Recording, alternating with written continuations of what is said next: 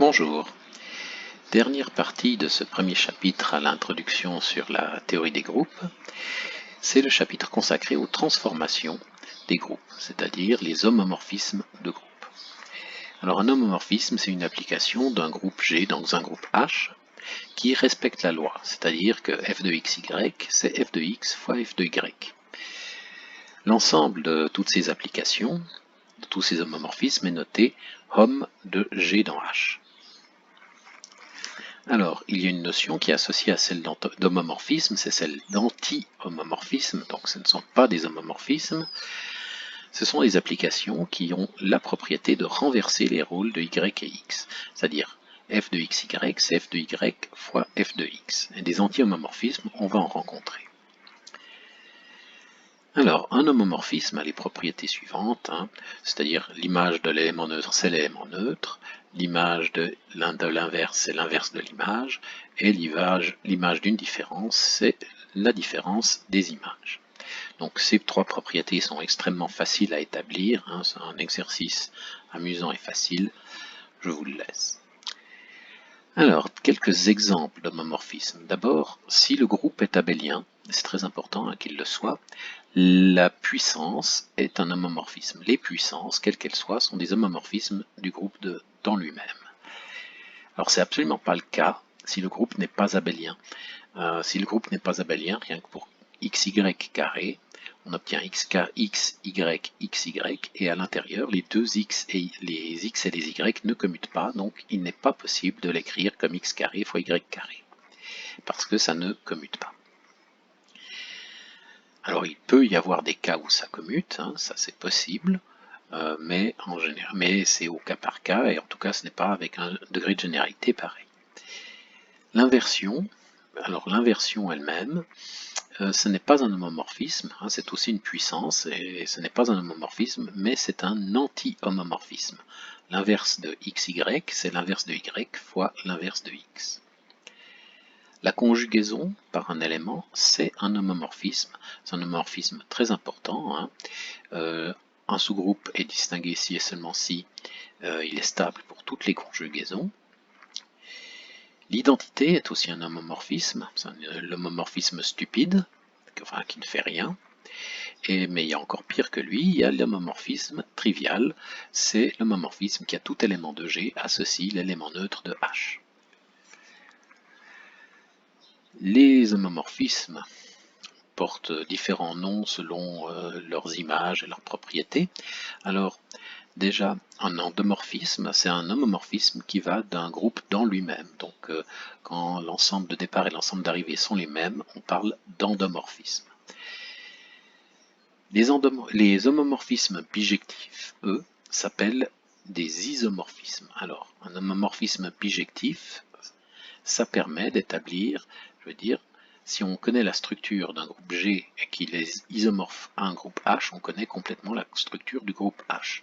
Donc c'est pour ça que les isomorphismes sont une partie importante des homomorphismes. Ils sont ils sont très importants dans la théorie. Quand on dit que deux groupes sont isomorphes, ça veut dire qu'il existe un isomorphisme entre eux et donc que les groupes ont exactement la même structure.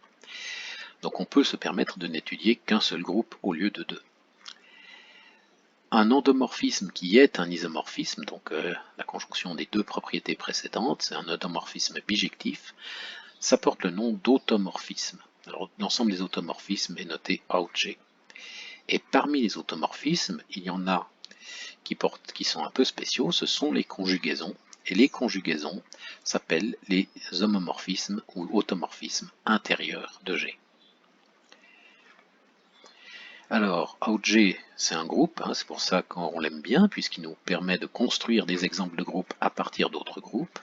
Un G aussi, c'est un groupe, et c'est même un sous-groupe distingué de OutG. Et un G est trivial seulement si G est abélien.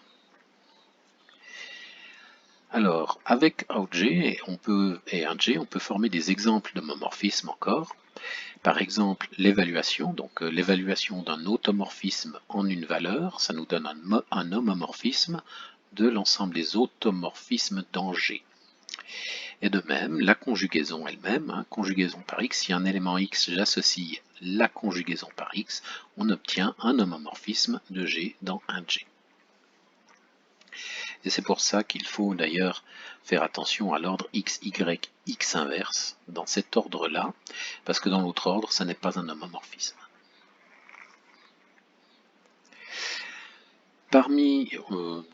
C'est le moment d'introduire juste quelque chose comme ça en passant, c'est les automorphismes extérieurs. Alors, ce n'est pas un ensemble d'automorphismes, hein, puisque c'est une classe d'automorphismes, plutôt les automorphismes extérieurs, c'est le quotient de Auger par un G, puisque les automorphismes intérieurs forment un sous-groupe distingué, on ne va pas se priver de faire le quotient, et ça nous donne XG. Alors, à un homomorphisme, sont associés deux objets, deux sous-groupes en fait, qui sont le noyau et l'image. Alors le noyau, noyau ça se dit kern en allemand ou kernel en anglais, donc d'où la notation ker ici. Alors je ne sais plus si ça provient de l'allemand ou de l'anglais, probablement de l'allemand au départ. Alors le noyau d'un homomorphisme, c'est l'ensemble des éléments de G dont l'image est l'élément neutre de H. C'est-à-dire, c'est l'image réciproque de l'élément neutre, en fait. On pourrait parler de l'ensemble des zéros des homomorphismes, de l'homomorphisme. L'image, ça c'est la définition usuelle, l'image de l'homomorphisme, c'est l'ensemble des images de la fonction, c'est-à-dire, c'est tous les éléments du groupe H qui sont images d'un élément de G par F. Le noyau est un sous-groupe distingué, en fait, et l'image, par contre, n'est qu'un sous-groupe, seulement un sous-groupe, pas un sous-groupe distingué en général. Le noyau est trivial si et seulement si la fonction est injective, et l'image est le groupe tout entier, le groupe H tout entier, si et seulement si l'image F est surjective. Alors, pour montrer d'abord que le noyau est un sous-groupe, il faut regarder simplement l'image de la différence, donc je prends deux éléments dans le sous-groupe, f de x, y inverse, ça peut se réécrire f de x fois f de y inverse, et puisque f de x et f de y sont dans le noyau, c'est 1 fois 1 inverse, donc c'est juste 1. Ça veut dire que le noyau ici est stable par la différence. Donc comme il est stable par la différence, ça veut dire que c'est un sous-groupe. Montrons maintenant qu'il est distingué. Alors je prends un élément du noyau et un élément de G. L'image du conjugué de x par y peut se réécrire comme ça, c'est en fait l'image du conjugué de c'est le conjugué par f de y de l'image de x. Mais l'image de x c'est 1, c'est l'élément neutre. Donc on peut l'oublier et ça nous fait juste fy inverse, ce qui nous donne juste 1. Donc le conjugué de x par y est dans le noyau de f. Et puisque le noyau de f est stable par conjugaison, il est distingué.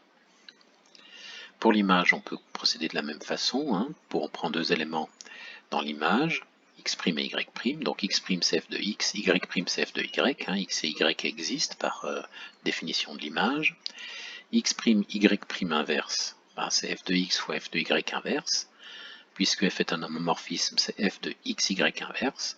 Et donc, ceci est un élément de l'image. Si maintenant, si f est injective, alors f de x égale 1, f de 1 c'est aussi 1, donc f de x est égal à f de 1, et comme f est injective, ça veut dire que x est égal à 1.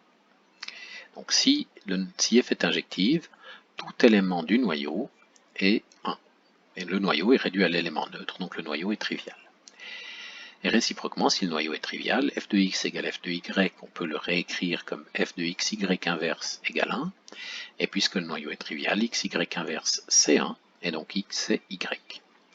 Et puis finalement, la surjectivité, c'est trivial, puisque c'est quasiment par définition de la surjectivité.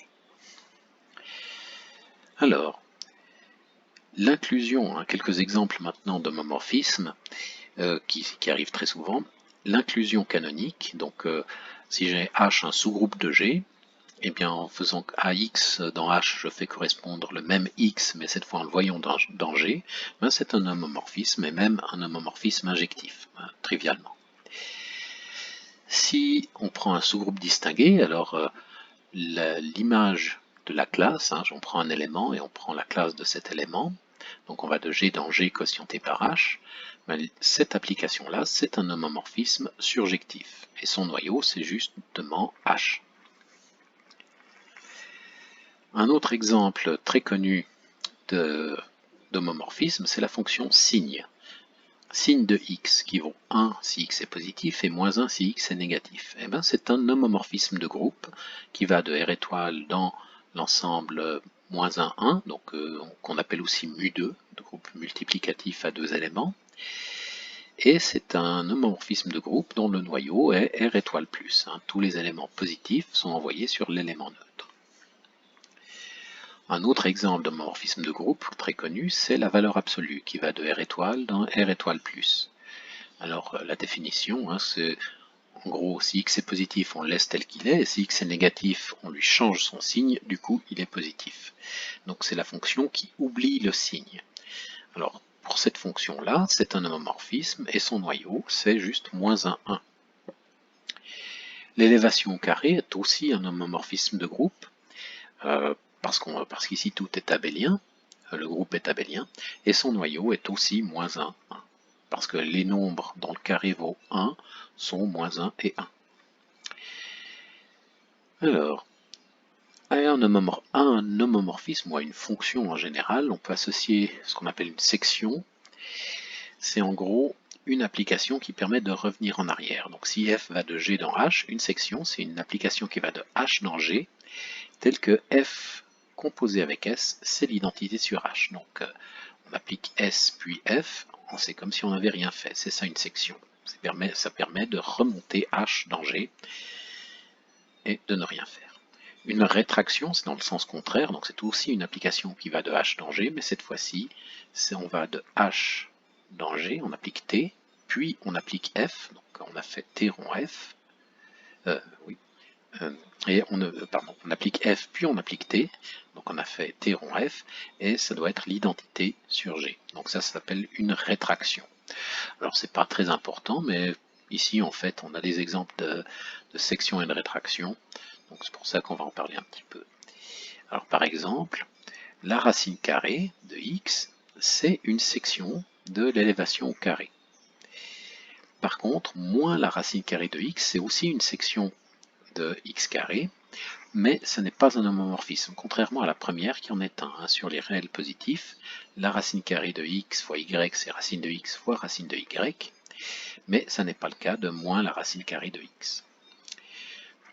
Même chose, hein, une rétraction, si on va de z dans z quotienté par 2z, donc z modulo 2, à la classe de 0 on peut faire correspondre 0, et à la classe de 1 on peut faire correspondre 1, c'est une rétraction, mais ce n'est pas un homomorphisme. Alors, quand on a des homomorphismes, disons qu'on peut composer comme ceci, donc mettre les uns à la suite des autres, on parle d'exactitude, hein, donc on obtient une suite, donc en mettant les homomorphismes les uns à la suite des autres, c'est une suite d'homomorphismes, donc on a une famille d'homomorphismes qui vont chacun de GI dans GI plus 1, donc si on a un homomorphisme F1 qui va de G1 dans G2, F2 de G2 dans G3, F3 de G3 dans G4, etc. On dit que cette suite est exacte si le noyau de FI plus 1, c'est l'image de FI. Donc ce qui force l'image à être un sous-groupe distingué, entre autres. Alors c'est une propriété qu'on a assez souvent, il y a beaucoup d'exemples dans ce cas-là, et disons qu'il y a toute une théorie qui s'intéresse à ça. Enfin, il y a toute une façon de voir la théorie des groupes à partir de ça. Et un cas particulier de suite, c'est les suites exactes courtes. Une suite exacte courte, c'est une suite exacte qui a cette forme-ci. C'est-à-dire que ici, cette première flèche, son image, c'est le noyau de la deuxième flèche. Le noyau de la troisième flèche, c'est l'image de la deuxième flèche. Le noyau de la quatrième flèche, c'est l'image de la troisième flèche. Et en plus, le premier et le dernier groupe sont les groupes triviaux. Donc ça veut dire, par exemple, que le noyau, l'image, par exemple, la première flèche, ici, c'est juste le sous-groupe trivial. Donc ici, forcément, que cette application ici est injectif, car son noyau doit être trivial. Et ici, le noyau de cette dernière flèche, comme tout est envoyé sur l'élément neutre, c'est tout K. K est tout le noyau de cette deuxième flèche. Et donc l'image de la troisième flèche qui est ici, c'est forcément tout K. Donc ça veut dire qu'il y en a une surjection. Donc une suite exacte courte, c'est une façon de dire qu'on a une injection et une surjection, et l'image de l'injection, c'est le noyau de la surjection. Donc ce sont les propriétés qui sont ici, dans cette forme-là, 1GH comme ceci. Si elle est exacte, ça veut dire que l'application F ici est injective. GH1, l'application F est surjective, et puis c'est un isomorphisme, donc si on a 1 qui va dans G, qui va dans H, qui va dans 1, ici entre G et H, c'est un isomorphisme, une fonction bijective. Alors des exemples... pour ceux qui connaissent, si vous connaissez l'exponentielle et le logarithme, ce sont des homomorphismes, et en plus ce sont des isomorphismes entre R et R étoile plus, et donc on peut écrire les propriétés précédentes comme ceci. Alors on a écrit bien sûr 0 puisque R est un groupe additif, et ici on écrit 1 puisque R étoile plus est un groupe multiplicatif. Si on a un sous-groupe distingué, alors l'injection canonique de H dans G et la projection de G sur l'ensemble des classes, sur le quotient, forme en fait une suite exacte courte. Donc c'est le prototype de ce genre d'exemple-là. On espère, d'ailleurs c'est toujours sous cette forme-là. Maintenant, c'est un peu plus compliqué, disons, d'étudier ce genre de suite, mais au moins on a quelque chose de cette forme-là. Par exemple, alors dans les exemples précédents, on a vu des suites exactes courtes en fait. L'inclusion de R étoile plus dans R étoile, suivi du signe, ça nous forme ici une suite exacte courte. De même, là à gauche ici, dans les trois cas, c'est l'inclusion canonique. Alors pour le signe, c'est une suite exacte courte, pour la valeur absolue, c'est aussi une suite exacte courte, et de même pour l'élévation au carré. Alors vous remarquerez, disons, que ces deux suites sont différentes, et pourtant elles ont les mêmes structures a priori. Mais elles sont vraiment différentes. Ce ne sont pas les mêmes homomorphismes. Alors, si on prend une suite exacte courte, on peut dire qu'elle est scindée à droite s'il y a une section ici de epsilon, et elle est scindée à gauche s'il y a une rétraction de i. Et une suite est scindée si elle est scindée à gauche et à droite. Alors ceci pour l'instant n'a pas beaucoup d'importance, ça en a beaucoup plus loin, si on a l'occasion de parler d'extension de groupe, ce genre de choses sera extrêmement important. Alors, par exemple, la fonction signe, la suite exacte courte qui correspond à la fonction signe, c'est une fonction scindée. Alors, en fait, l'importance des suites exactes courtes scindées, on commence à la voir avec la notion de somme et de produit. Alors, somme et produit de groupe. Alors, à partir d'un groupe, on peut former à partir d'une famille de groupes, on peut former le produit de cette famille. Alors, donc là, je vais le faire en général, mais ce qui sera important de retenir, c'est juste le produit de deux groupes, ce qui sera un peu plus simple. Donc le produit d'une famille, c'est l'ensemble de toutes les applications f, des fonctions, pas des homomorphismes, juste de toutes les fonctions, telles que pour tout indice i, f de i est dans gi. Donc c'est toutes les fonctions dont l'image est dans le groupe J. Pour chaque i, l'image est dans J. Alors ceci, avec cette définition, le produit, on peut munir le produit, disons, d'une loi qui est la loi héritée de tous ces sous-groupes, tous ces groupes GI. Alors pour deux fonctions f et g, on peut faire leur produit, en fait c'est le produit de chaque valeur, le produit valeur par valeur si on veut, f fois g de i, c'est f de i fois g de i. Et puis donc la loi ici, la loi fois, c'est la loi de GI. Donc il y a une loi par groupe, et donc ça nous donne une loi globale sur le produit, mais qui est constituée de toutes les lois sur chacun des groupes. Les projections, alors les projections, c'est un peu la fonction oubli, c'est-à-dire la projection sur la jm composante, ça correspond simplement à évaluer une fonction, donc un élément là-dedans, une fonction en j. Donc c'est la valeur de f en j, et c'est ce qu'on appelle la projection. Alors il y a une propriété extrêmement importante du produit, ça s'appelle la propriété universelle du produit, qui peut être construite ailleurs que sur les groupes d'ailleurs. Si on se donne des familles, un groupe H et une famille d'applications qui va petit GI qui va de H dans le grand GI, alors il y a une application G qui va de H dans tout le produit, tel que chacun des GI s'obtient comme la projection de G. La preuve, la preuve est intéressante, on peut juste la passer en revue, hein, mais si jamais vous pouvez passer plus loin. Donc l'associativité de la loi est immédiate, hein, parce que en fait ça dépend des lois de chacun des groupes GI, et donc l'associativité c'est l'associativité de chacune des lois. L'élément neutre, c'est l'application qui associe vraiment à chaque indice l'élément neutre du groupe GI. L'inverse, on fait l'inverse pour chaque évaluation, donc il n'y a pas de problème. Le produit est un groupe, hein, il n'y a aucune difficulté là-dessus. Les projections sont des homomorphismes, quasiment par définition en fait de ce qu'ils sont, et par définition de la loi. Et puis maintenant, il s'agit juste, donc la seule difficulté, c'est de construire cette fonction G. Donc on se donne une famille d'homomorphismes, hein, donc de H dans GI. On va construire donc on va construire la fonction G de la façon suivante. Alors pour chaque élément de H, G de H va être un élément du produit, donc ça va être une fonction. Cette fonction évaluée en I, il faut dire ce qu'elle est évaluée en I pour la définir, donc on va simplement prendre GI de H. Et ainsi on a défini la fonction G de H, donc on a défini G. Et puis la propriété de départ, hein, c'est que la projection sur la IM composante composée avec G, ça va être GI quasiment par définition. C'est écrit ici en fait.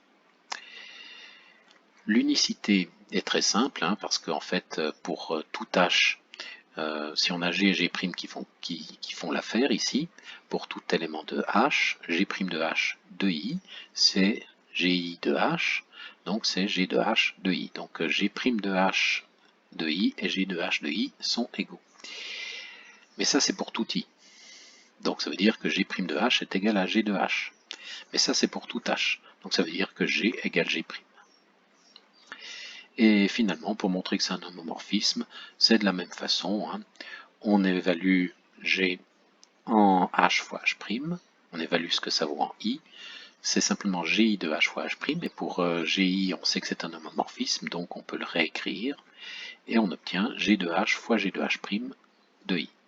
Ça c'est pour tout I, donc G de H fois H', c'est G de H fois G de H'. Voilà, donc ça c'est le produit de groupe. Alors, construction extrêmement importante, et là, la preuve, je veux dire, c'est quelque chose qu'il faut avoir lu une fois, et on peut toujours y revenir si on en a besoin. Le principal, c'est de pouvoir l'utiliser. On peut définir de la même façon une somme. Alors la somme, c'est un sous-groupe, en fait, du produit.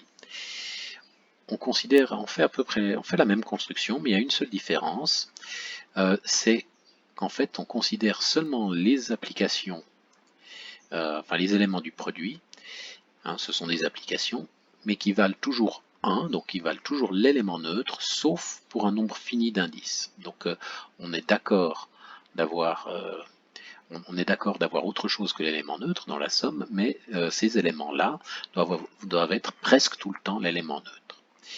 La loi est celle qui est héritée du produit, ça n'y a pas de problème, et on peut définir ce qu'on appelle les inclusions. Puis les inclusions, c'est simplement, en fait, GJ s'injecte dans la somme directe, ou la somme de GI.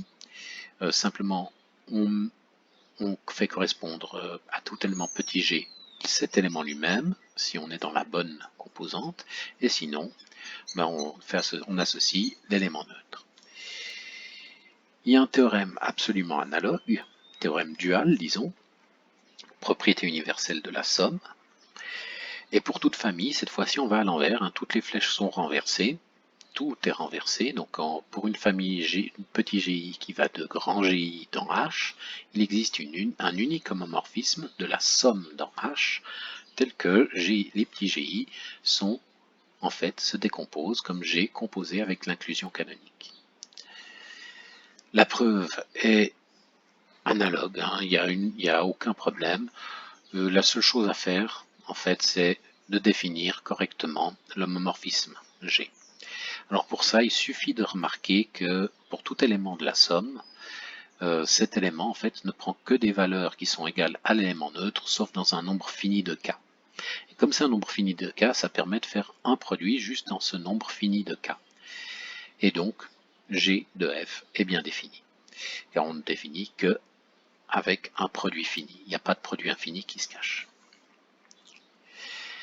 Alors, dans le cas où on a une famille finie de groupes, la somme et le produit, c'est le même objet. Hein, au morphisme près, c'est-à-dire les projections ne sont pas les injections canoniques, hein, mais le produit en tant que groupe est le même que la somme en tant que groupe. Dans le cas infini, c'est vraiment des objets très très différents, vraiment. La différence, ils ne sont même pas de même cardinalité en fait en général.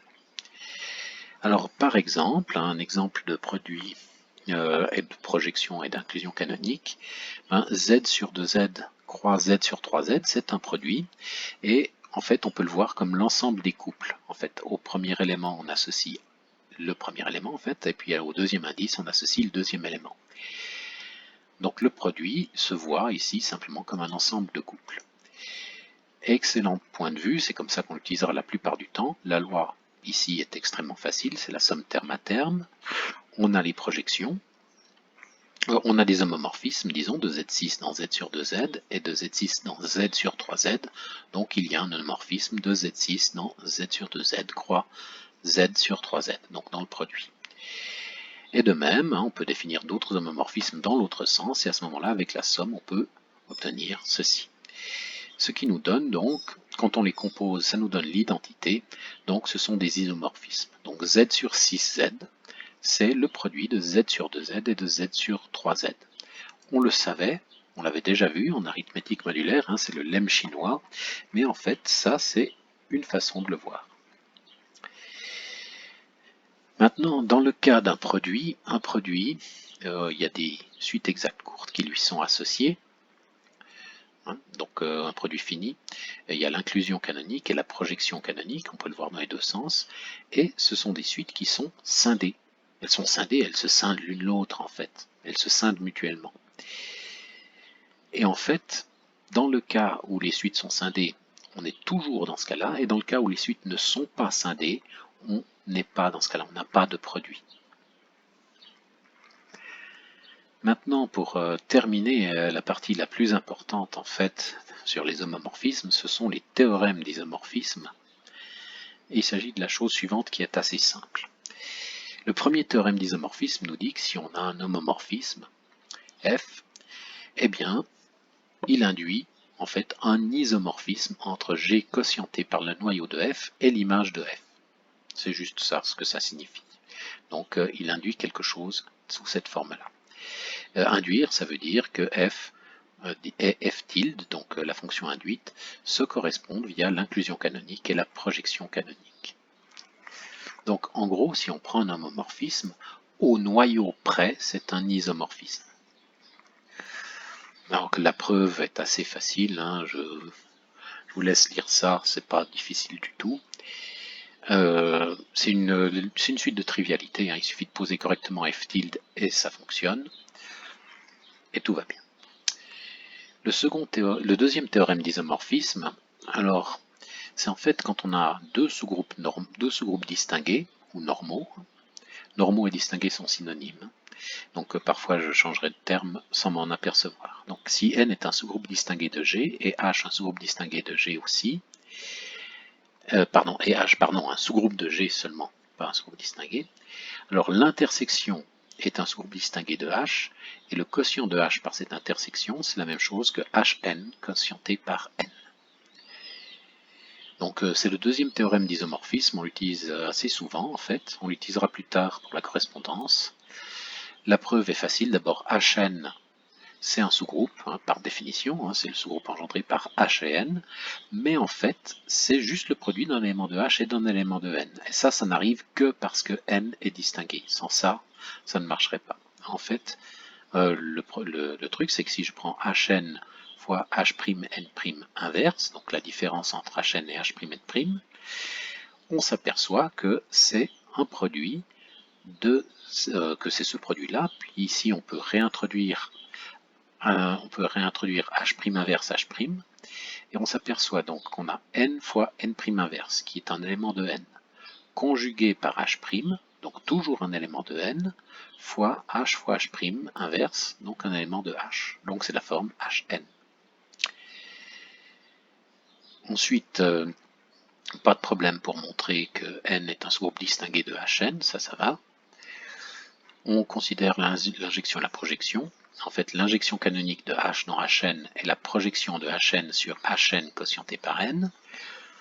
Si on les compose, on obtient un homomorphisme F, et c'est lui qui va créer cet homomorphisme ici.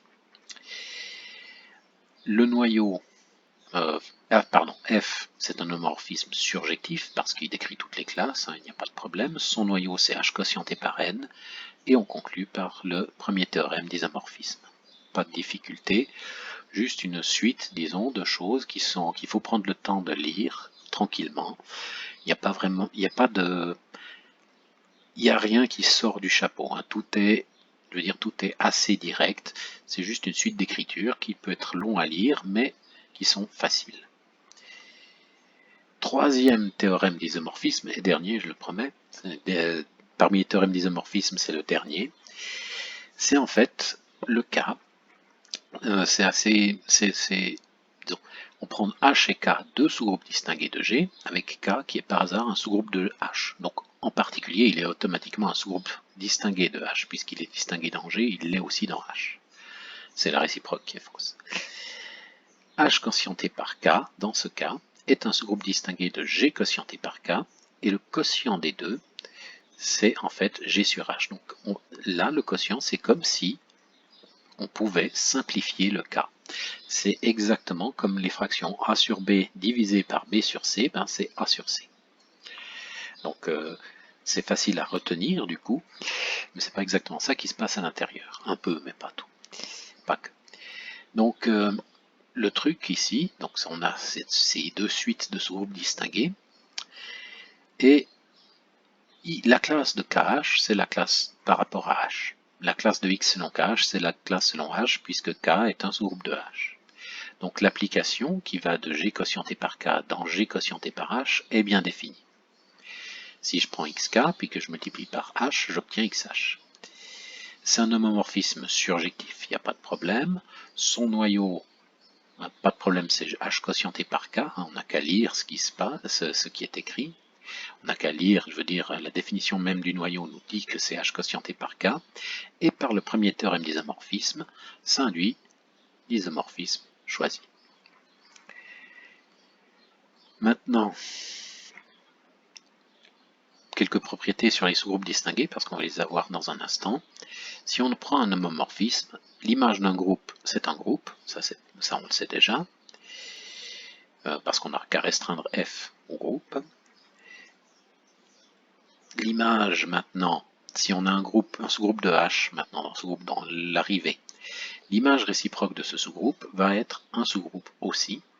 Et si on prend un sous-groupe distingué dans l'arrivée, alors l'image réciproque de ce sous-groupe distingué est aussi un sous-groupe distingué.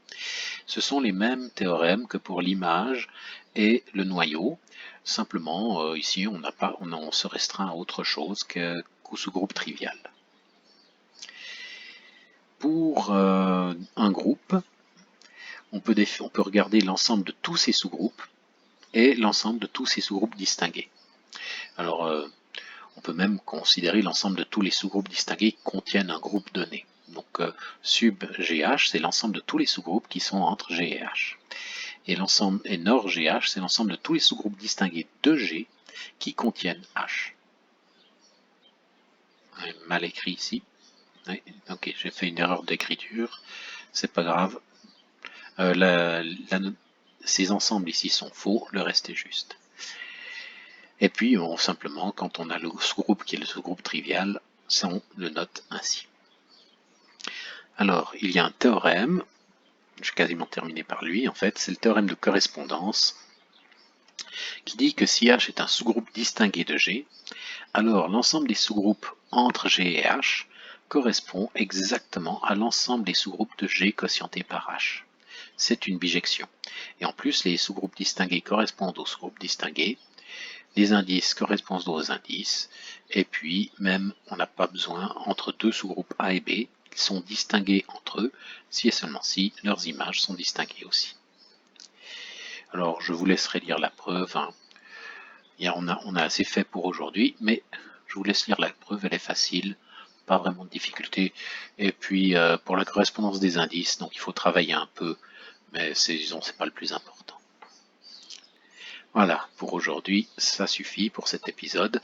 La prochaine fois, on va enfin voir un exemple extrêmement important de groupe qui s'appelle le groupe des permutations. Et le groupe des permutations, c'est la mère de tous les groupes. C'est-à-dire tous les groupes finis peuvent être vus comme des sous-groupes du groupe des permutations. Voilà, je vous souhaite une bonne journée. À bientôt.